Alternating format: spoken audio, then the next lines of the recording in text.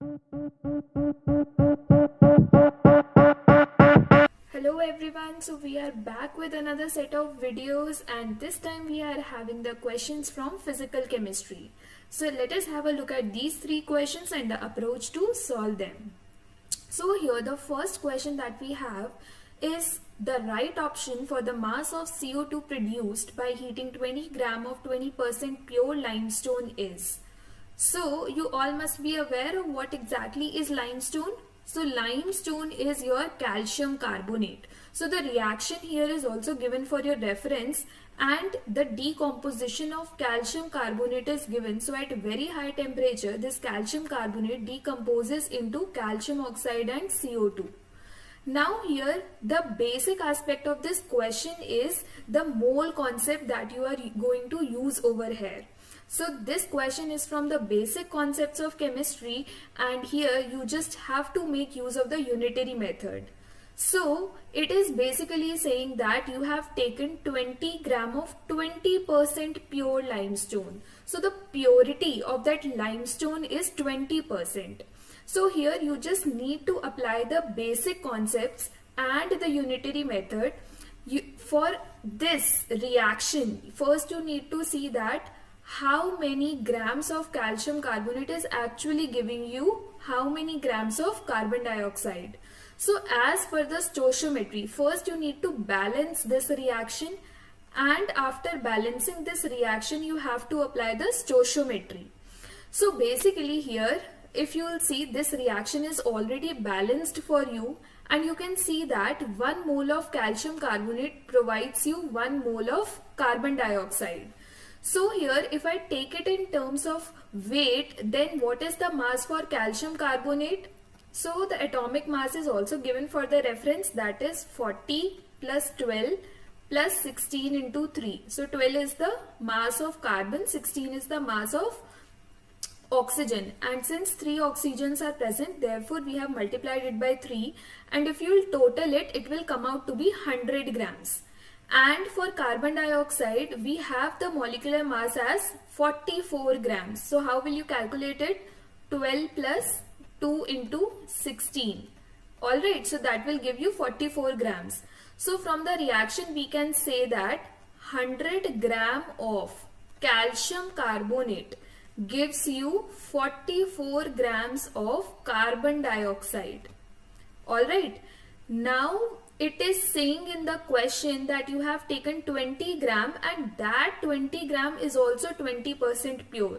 So first you need to find the weight of calcium carbonate. For how much calcium carbonate you are taking. So you need to find 20% of 20 gram. So 20%, if you'll remove the percentage sign, it will be divided by 100 and if you'll calculate it, it will come out to be 4 grams. So basically here you have taken 4 gram of calcium carbonate and for this much amount of calcium carbonate you need to calculate how many grams of carbon dioxide is produced. So here again apply the unitary method. If 100 gram of calcium carbonate is giving you 44 grams of carbon dioxide, then 4 gram of calcium carbonate will give you 44 by 100 into 4, right? So this will be equals to 1.76 grams. So if you look at the options, option 2 is 1.76 gram and therefore the correct one will be the second option. So I hope you understood this question. So firstly you need to balance the equation. Equation is already provided to you. After balancing you just need to apply the unitary method. So that is your stoichiometry method. You need to see that how many moles of calcium carbonate is providing you how many moles of carbon dioxide. Since you need to calculate how many grams of carbon dioxide is produced. So you have taken that 100 gram of calcium carbonate produces 44 gram of carbon dioxide.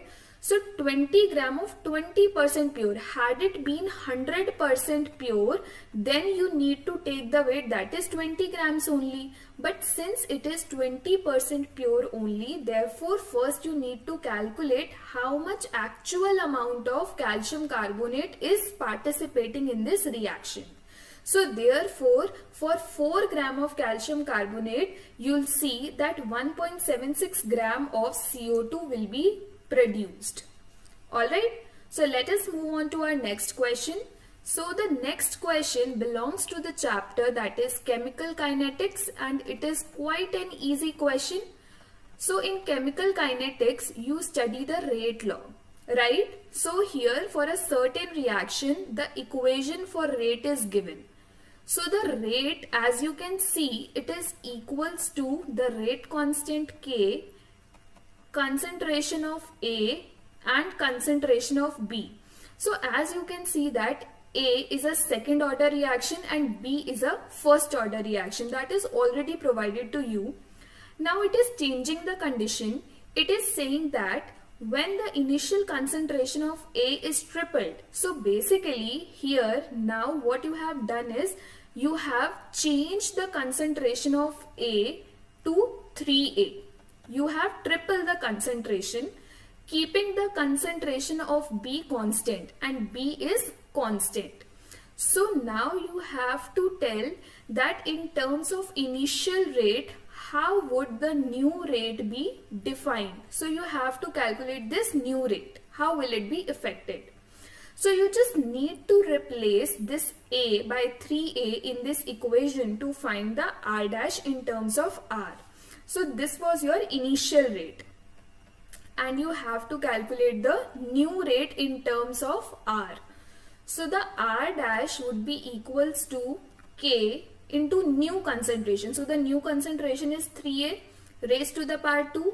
B was kept constant. So this is the expression for new rate.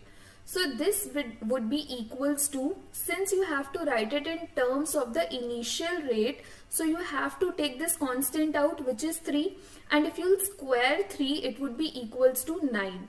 So it is 9K A raised to the power 2 and B. This expression is looking similar to what we have seen in the initial rate expression, that is R. So you can write R dash to be equals to 9R. So here you can see that the new rate R dash becomes 9 times of the initial rate. So basically it is increasing. Alright. So the new rate would increase by a factor of 9. So let us see the option. The first option says decrease by a factor of 9. But no, it is increasing because 9 is getting multiplied. Right? So this option is incorrect. Increase by a factor of 6. 6 is not the factor, so therefore incorrect. Increase by a factor of 9, which is correct because it is getting increased, getting multiplied by the factor of 9. So this option would be my correct one. The last option is incorrect because it says that increase by a factor of 3. Alright, so here this option would be my correct choice. So I hope you understood this question. The only thing that you need to do over here is you just need to write the new concentration in the expression for initial concentration, and you have to take that constant out in order to see that how the initial rate is getting affected. Let us now have a look at our third question of the day. So here it belongs to the chapter of solutions, and in solutions we have discussed the law that is Henry's law. So Henry's law talks about the solubility, right? So based on Henry's law, there is one assertion and reason, and you have to tell that which of them is the correct choice. So first let us have the look at the assertion A. So assertion A says helium is used to dilute oxygen in diving apparatus. So helium being a gas, it is saying that we use it to dilute oxygen in diving apparatus. So definitely it is true. It is given in your NCERT in the applications of Henry's law. So here, why do you use helium to dilute oxygen? Because helium has a very low solubility in blood. So it is very less soluble with oxygen, which is why it remains unreactive. So it does not harm our biological system, and that is why instead of nitrogen we are using helium in diving apparatus in order to dilute oxygen. So this statement is true. Let us now have a look at the reason R. Reason R says helium has high solubility in O2. So no, this statement is false because helium has very less solubility in oxygen, which is why we are using it to dilute oxygen in diving apparatus. If it was highly soluble, then it would react with oxygen and mix with our blood in our biological system to harm us, right? So that is why this reason R is false or incorrect while assertion A is correct. So the correct choice would be A is true but R is false. So third would be the correct option. So I hope you understood this question well, all the three questions that we have discussed. So this was all about my today's video. In this video we have discussed various questions related to physical chemistry, and very soon we'll be meeting with the questions of organic and inorganic chemistry as well. Till then, if you haven't subscribed to my channel yet, please do subscribe my channel and hit the like button in case you like my video.